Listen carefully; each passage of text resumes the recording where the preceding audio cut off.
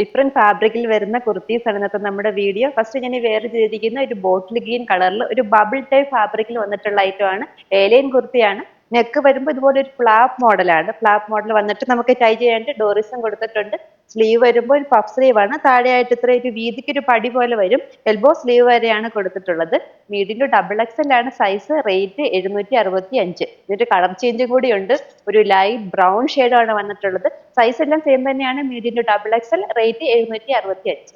അടുത്തത് ഒരു ഏലിയൻ കുർത്തി തന്നെയാണ്. കോട്ടൺ മെറ്റീരിയൽ വിത്ത് ലൈനിങ് കൊണ്ട് വന്നിട്ടുള്ള ഐറ്റം ആണ്. ഇപ്പൊ കളർ വരുമ്പോൾ ഒരു ഓഫ് വൈറ്റിനകത്ത് ഒരു ലൈറ്റ് ലാവണ്ടർ കളർ പ്രിന്റ് ആണ് കൊടുത്തിട്ടുള്ളത്.